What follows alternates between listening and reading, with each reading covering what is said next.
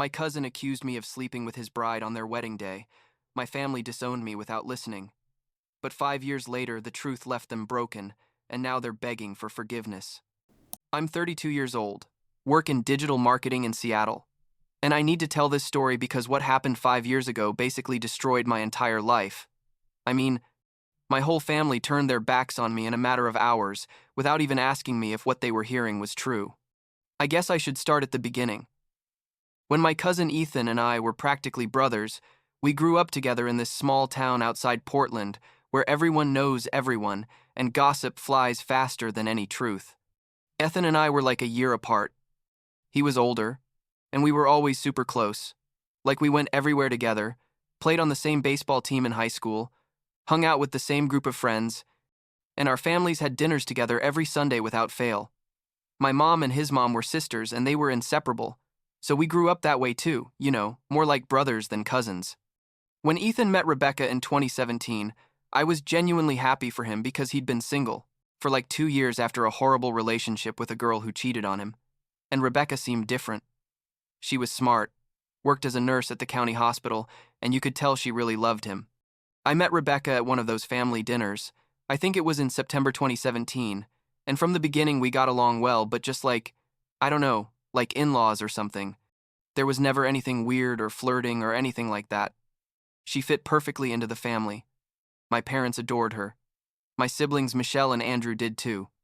And honestly, it was nice to have someone new in the group because our families were super closed off and didn't let many people in. Rebecca's parents were very religious.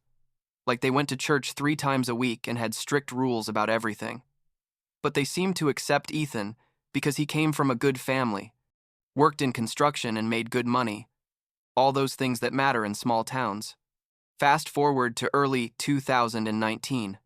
Ethan asked me to be his best man, and obviously, I said yes. I was excited for him, really. We spent months planning the bachelor party, helping with preparations, and I was working at a local ad agency that didn't pay very well, but I liked what I did. The wedding was scheduled for June 15, 2019, a Saturday, in the backyard of Rebecca's parents' house because they had like 2 acres of really nice land with trees and everything. I helped organize a bunch of things, from the bachelor party to coordinating with the DJ, and during all that time I kept treating Rebecca like always.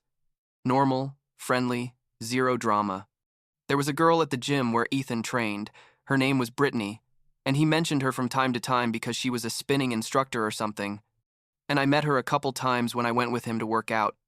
She seemed nice, but there was something about the way she looked at Ethan that gave me a bad vibe. Like too interested. But I never said anything because I thought I was overreacting, and besides Ethan was super committed to Rebecca, talked about her all the time, and you could tell he was really in love. The wedding day arrived and I was nervous. Not for me, but because I wanted everything to come out perfect for Ethan. I got up early, picked up my tux, went to Ethan's parents' house where he and the other groomsmen were getting ready, and everything was going well. Like we were drinking whiskey and joking around and doing all those things you do before a wedding. Derek, Ethan's best friend from college, was there too as a groomsman, and we were all in good spirits. It was like 2 inches the afternoon when the ceremony was supposed to start at 4, so we still had time. And I remember Ethan gave me a hug and told me, "Man, thanks for being here. This means everything to me." And I told him, of course, that's what we're here for. Then around 2:30, Ethan got a call on his cell phone and went out of the room to answer it. I thought it was Rebecca, or someone from his family asking something last minute, those things that happen on wedding day. But when he came back after like 10 minutes, he had a face I'd never seen on him, like red, with the veins in his neck bulging, and he was breathing hard like he'd run a marathon. He looked directly into my eyes and said, "You son of a bitch." And before I could ask what was wrong, he came at me and knocked me to the floor. I'm not exaggerating when I say he hit me with everything he had. He grabbed me by the collar of my tux and started punching me in the face, in the stomach, and I was in complete shock, trying to cover myself and screaming, "What's wrong with you? What did I do?" But he just kept yelling things like, "I thought you were my brother. How could you do this to me?" And I didn't understand anything. Derek and Andrew had to grab him between the 2 of them to get him off me, and I was left there on the floor with my mouth bleeding, my eye swelling up, unable to process what had just happened. Ethan kept yelling for me to leave, to get out of his wedding, that he never wanted to see me again in his life, and I was trying to talk, but everything hurt, and I was confused and scared. My dad came running in because he heard the commotion, and instead of asking me if I was okay or what had happened, he grabbed me by the arm and told me, "Get out of here now, I don't want to see you." And I was like, "Dad, what's happening?" And he pushed me toward the door, saying, "We already know what you did. How could you?" And I still didn't understand what the hell they were talking about. They literally threw me out of the house. Andrew threw me my keys and my phone, and I found myself standing in the driveway with my tux torn and my face bleeding with no idea what had just destroyed my life. I drove to my apartment because I didn't know what else to do. I felt like I was in a nightmare. And when I got there, I had like 50 missed calls and text messages from my mom, my sister Michelle, uncles, cousins, all telling me I was trash. How could I betray Ethan like that they would never forgive me? I still didn't understand until finally Michelle sent me a longer message that said something like, "I can't believe you had an affair with Rebecca. Ethan is devastated. The wedding was canceled, and everyone knows the truth." I stared at my phone, unable to breathe. I literally felt like I was going to pass out because it was the most absurd accusation I'd heard in my life. I tried calling everyone, my dad, my mom, Ethan, anyone who would answer, but no one responded or they hung up on me immediately. I finally got Michelle to answer and I yelled at her, "It's a lie. Nothing ever happened with Rebecca. Where did that come from?" And she told me that Brittany from the gym had told Ethan she'd seen us together several times in compromising situations, that we had text messages, that basically we'd been having an affair for months. I told her it was completely false, that I could show my phone, my messages, whatever. But she told me, "Brittany has no reason to lie, Nathan. Plus, Rebecca already admitted it according to Ethan," and she hung up. That confused me even more because I thought, why would Rebecca admit something that never happened? So, I tried calling her, but her number was already blocked or out of service. I had no way to contact her. I spent that whole night without sleeping, with ice on my face that was purple and swollen, trying to understand how my life had gone to hell in a matter of hours. The next day, Sunday, I went to my parents' house, because I thought if I talked to them in person and showed them there was absolutely nothing on my phone that proved those accusations, they would believe me. My mom opened the door, saw me, and started crying. But not in the way you cry when you see your son beaten up, but like with disgust, and she told me my dad didn't want to see me and that I should leave. I tried to go in anyway, but my dad appeared behind her and told me if I didn't leave, he was going to call the police, that to them, I was dead, that I had brought shame to the family and they would never forgive me. I begged him, literally begged him to listen to me, to let me explain, but he just closed the door in my face. Michelle came out the back door and told me to leave before things got worse, that Ethan was broken, that Rebecca had basically been excommunicated by her parents, who threw all her stuff out on the street, and that the whole family and everyone in town was on his side. The next few days were absolute hell. Literally like worse than you can imagine. I went to work on Monday, and my boss called me into his office and told me he'd received calls from clients saying they didn't want to work with me, that my reputation was ruined in town and it was better if I resigned. I explained that it was all a lie, that it was a false accusation, but he told me it didn't matter because in small towns perception is reality, and he basically forced me to quit. I went to the supermarket and people literally pointed at me and whispered. Some yelled things at me, like what you did to your cousin is unforgivable, you should leave town. I tried to contact Rebecca in every way possible. I searched social media, but she deleted everything. I asked people who might know her, but no one wanted to talk to me. Eventually, I found out through gossip that her parents had kicked her out of the house because for them, she had committed an unforgivable sin, that she was living with a friend somewhere, but nobody knew exactly where. The situation became unbearable.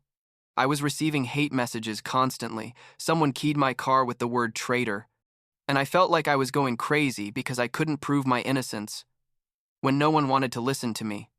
About 2 weeks after all this, I got a message from an unknown number that said, "It's Rebecca. They kicked me out too, and no one believes me. We need to talk." We met at a Denny's like 40 minutes from town because we didn't want anyone to see us together. And when I saw her, you could tell she'd been crying for days. She had horrible dark circles and looked devastated. She told me that Ethan had confronted her on the wedding day after Brittany told him she'd seen us kissing in a restaurant parking lot 3 weeks before, that we had messages saying, "I love you" to each other. All kinds of made-up things. Rebecca explained that she tried to deny it, but Ethan was so convinced by what Brittany had told him that he wouldn't listen to her. And in a moment of desperation and confusion, when he was yelling at her, "Admit it, just admit it," she said something like, "Okay, if that's what you want to believe." Not as a real admission, but more like giving up on continuing to fight. But Ethan took it as a confession. Her parents kicked her out of the house that same night, literally threw all her belongings onto the street, including her clothes, her books, everything, and told her they no longer had a daughter. She was living on her work best friend's couch and had lost her job at the hospital too because the social pressure was too much. We stayed there at that Denny's for like 3 hours, comparing our stories and realizing we had absolutely no way to prove our innocence because you can't prove something didn't happen. You know what I mean? There were no compromising photos because nothing ever happened. There were no messages because we'd only texted each other normal things like, "Did you get to the family dinner?" or "Happy birthday." Nothing anyone could misinterpret. I asked her why Brittany would do something like that, and Rebecca told me she had a theory, that Brittany was obsessed with Ethan and probably thought if she ruined the wedding, she'd have a chance with him. We decided we had to get out of town because the situation was unsustainable for both of us. I was out of a job and so was she. Our families had abandoned us, and everyone in town treated us like pariahs. Rebecca told me she had a cousin in Chicago who had offered to let her stay with her until she recovered, and I started looking for jobs in other cities because I needed to start over. I found a position in digital marketing in Seattle about 2 months after the whole disaster, in August 2019. And I moved with basically just 2 suitcases because I'd sold almost everything I had to be able to afford the apartment deposit and the move. Seattle was like a complete reset. Nobody knew me, nobody knew my story, and for the first time in months, I could walk down the street without being pointed at. I got a small apartment in Capitol Hill, started my job, which paid decent, and basically became a different person. Like I changed my profile picture on all social media, stopped posting personal things, and completely disconnected from everyone in my hometown. Rebecca went to Chicago around the same time, and we kept sporadic contact by message, like we'd text each other every couple weeks to see how the other was doing, but it was hard because we were both trying to rebuild our lives from scratch. The first months in Seattle were weird, honestly, because on one hand I was relieved to be away from all that toxicity, but on the other hand, I felt incredibly lonely. I had no family. I'd lost all my friends from town who took Ethan's side, and I was starting from zero in a city where I didn't know anyone. I focused on work, basically became a workaholic because it was easier than facing everything I'd lost, and little by little I started making new friends at the office who didn't know anything about my past. Fast forward to summer 2021, like 2 years after the move, one of my coworkers had a barbecue at his house, and that's where I met Olivia. She worked in human resources at another company but was friends with my coworker's wife, and we connected immediately. Like we spent the whole barbecue talking about movies and music and basically everything. She asked for my number at the end of the night, and we started going out, and honestly it was the first time in years I felt like I could be happy again. Olivia was completely different from anyone I'd ever met. She was direct, funny, and had this positive energy I desperately needed. After like 3 months of dating, Olivia asked me about my family because she'd noticed I never talked about them, and I decided to tell her everything.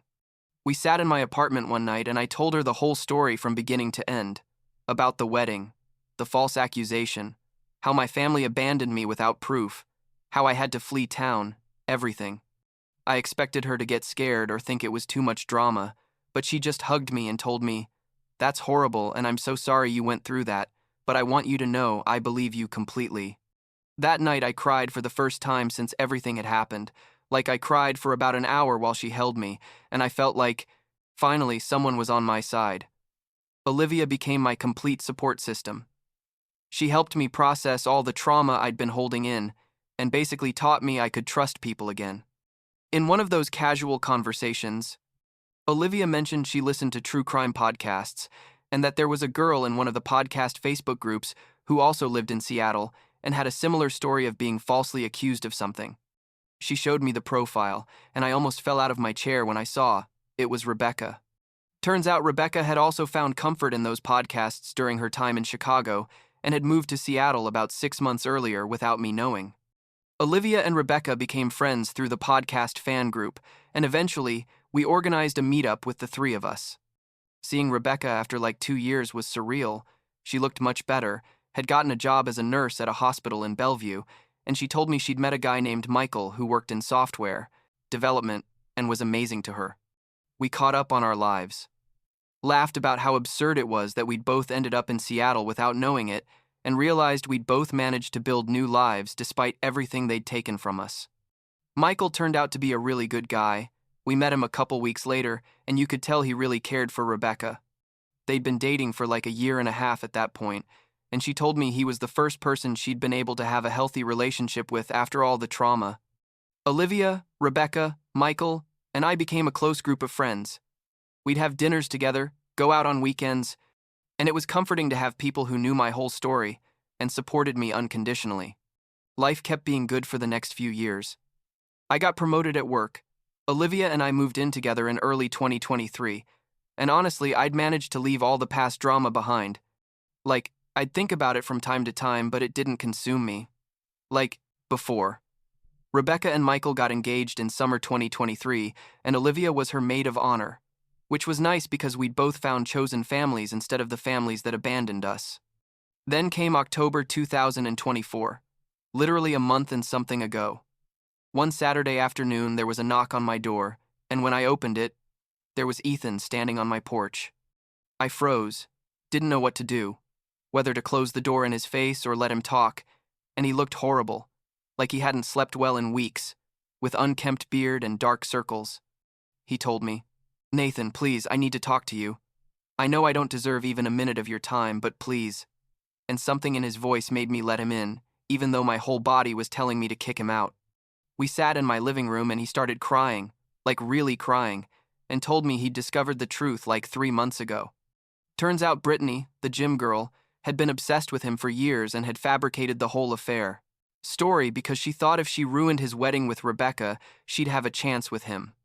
After the wedding was canceled, Brittany started getting closer to Ethan, offering him support and telling him she'd always be there for him, but he was too broken to even consider being with anyone. Ethan told me that around July this year, Brittany got drunk at a gym gathering and confessed everything to a friend, that she'd invented seeing us together, that there were never any messages or anything, that she just wanted to separate him from Rebecca to have a chance with him. The friend recorded the confession on her phone and showed it to Ethan, and when he confronted Brittany while sober, she admitted everything again and told him she was sorry, but she was desperate because she loved him. Ethan showed me the video on his phone, and seeing Brittany so casually admit she'd destroyed 2 lives out of jealousy made me feel a rage I hadn't felt in years. I asked him why. It had taken 3 months to come talk to me, and he said he'd been trying to process everything, that he felt horrible for not believing me, that he'd tried to contact Rebecca too but didn't know where she was. I told him Rebecca was here in Seattle and that we'd both rebuilt our lives without any of you, and his face fell even more. He asked me if I could forgive him, if we could fix things, and honestly I didn't know what to say because on one hand he was my cousin, the person I grew up with, but on the other hand he'd beaten me up, accused me without proof, allowed my whole family to discard me like garbage. I told him I needed time to process everything and that I had to talk to Rebecca because this affected her as much as me. Ethan gave me his new number and begged me to please consider giving him a chance to fix things, and then he left. I called Rebecca immediately and told her everything, and she was in shock too, like she couldn't believe that after 5 years we finally had proof of our innocence. We met with Olivia and Michael that night and discussed what to do. Rebecca told me her parents had tried to contact her like twice in recent years, but she never responded because she was too hurt, and now that they knew the truth, they'd probably want to reconcile. I told her my parents and siblings had sent me messages after Ethan told them about Brittany's confession, saying they were very sorry about what happened and wanted to talk. But here's the thing, those messages weren't real apologies. They were more like, "We regret the misunderstanding, we should talk," as if it was a simple mistake, and not the fact that they completely abandoned us without giving us the benefit of the doubt. Rebecca and I decided that if we were going to have any kind of confrontation with our families, It had to be on our terms. We coordinated with Ethan to organize a meeting with both families in a neutral place, an event hall we rented at a hotel between Seattle and our old town, and we established clear rules. We would speak first, they would listen, and if at any point we felt it wasn't worth it, we'd leave, and that was it. The meeting was scheduled for mid-November, in like 2 weeks from now. A week ago was the meeting, and it was one of the most surreal experiences of my life. Seeing my parents after 5 years was weird. They looked older. My mom had more gray hair and my dad looked thinner.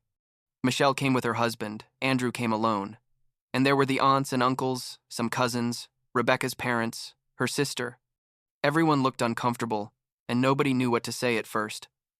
Brittany was also there, because Ethan had forced her to come and face what she did. Rebecca and I stood in front of everyone and let Brittany speak first. She admitted in front of everyone that she'd fabricated the whole story because she was obsessed with Ethan, that she'd never seen us together, that it was all a lie from the beginning. She cried and asked for forgiveness. But honestly, her apology seemed empty to me because how do you forgive someone who destroyed your entire life out of jealousy? Then my parents tried to speak, and my mom was crying, saying she was so sorry for not believing me, that they'd been too hard on me, but that they hoped we could rebuild our relationship. I told them something I'd been holding in for 5 years. I told them the problem wasn't just that they didn't believe me. It was that they didn't even give me a chance to defend myself, that they threw me out like I was garbage without a shred of evidence, that they chose the word of a stranger over their own son. I asked them, "What kind of love is that? Conditional love where you only love me if I don't embarrass you, where my value as a person depends on what the neighbors think?" My dad tried to interrupt, but I told him I wasn't finished. Rebecca did the same with her parents, told them they'd thrown her out on the street like she meant nothing, that their religious beliefs had been more important than her, that they'd never given her the benefit of the doubt. Her mom tried to justify herself, saying they thought she'd committed a terrible sin, but Rebecca told her the real sin was how they treated her, how they assumed the worst of her without even trying to hear her side of the story. Ethan apologized too, said he should never have attacked me physically, that he should have investigated before believing Brittany, that he'd ruined his own life too, because he lost Rebecca due to his inability to trust. I told him I forgave him because I understood he'd also been a victim of Brittany's lies, but that didn't erase the damage he'd caused. Rebecca was harder on him, told him he'd ruined what could have been a good marriage because he preferred to believe rumors instead of the woman he supposedly loved. At the end of the meeting, everyone wanted to know if Rebecca and I would return to town, if we could start over as a family. We told them no, that we'd built new, lives here in Seattle, that we had jobs we loved, healthy relationships, real friends who supported us unconditionally. My mom asked if we could at least keep in touch, phone calls or occasional visits, and honestly, I didn't give her a definitive answer because I'm still processing all this. Rebecca was clearer. She told her parents they had no place in her life after how they treated her, that Michael was her family now, and they were planning to get married next year, and they weren't invited. That was brutal, but necessary, I guess. After the meeting, Rebecca and I left together with Olivia and Michael, and Olivia told me something that made sense. She told me that forgiveness doesn't mean restoring the relationship to how it was before. It means letting go of resentment so you can move forward, but you don't have to let those people back into your life if you don't want to. Right now, I'm in a strange place emotionally. On one hand, I have the validation of knowing I was always right, that I never did anything wrong, that my family abandoned me for nothing. On the other hand, that validation doesn't give me back the 5 years I lost, doesn't repair the trauma of being kicked out by the people who were supposed to love me unconditionally. I've been going to therapy since Ethan showed up at my door because there's a lot to process, and my therapist has helped me understand it's okay if I decide not to fully reconcile with my family. Olivia has been incredible through all this. She's supported me without pressuring me to forgive or cut contact completely, just letting me feel what I need to feel. I'm planning to propose to her in December because she's the family I chose, the person who was there when no one else was, and that's worth more than any blood connection. Rebecca is also happy with Michael. They're looking for a house to buy together, and we've both come to the conclusion that it's okay to leave behind people who hurt you, even if they're family. My sister, Michelle, has been texting me often trying to rebuild our relationship, and I've responded to some but keeping my distance. Andrew hasn't tried to contact me, and honestly, I'm not surprised. He was always closer to my parents and probably still thinks I'm being dramatic for not forgiving immediately. My parents called me last week to invite me to Thanksgiving, and I told them no, that I had plans with Olivia and her parents. And my mom got sad but accepted it. The truth is, 5 years is a long time. Like, I'm not the same person I was when all this started, and they're probably not either. But the damage is done, and I'm not sure I can ever rebuild that trust. Maybe, with time, I can have some kind of superficial relationship with some of them, like calls on Christmas or birthdays, but it'll never be like before. And that's okay. I think because I've learned that family isn't just blood. It's the people who are there when you fall, not the people who push you and then want to applaud when you get up on your own. Rebecca told me something a few days ago that's been going around in my head. She said, maybe all this had to happen so we could both find better versions of our lives, that if the wedding had happened, she'd be married to someone who didn't trust her, and I'd still be tied to a family that only loved me conditionally. It's an optimistic way to see it, but it makes sense in some twisted way. This weekend, Olivia and I took her nephew to the aquarium, and he asked me if my mom and dad were going to come to our wedding when we got married. I told him I wasn't sure yet, and he said, "That's okay. Aunt Olivia's mom and dad are really cool. They can be your parents, too." That childish innocence of thinking you can simply exchange families made me smile, but also made me think maybe he was right, that it's okay to let go of the old and embrace the new. I don't know how all this is going to end, honestly, if eventually I'm going to fully forgive my family or if I'm going to keep them at a distance forever.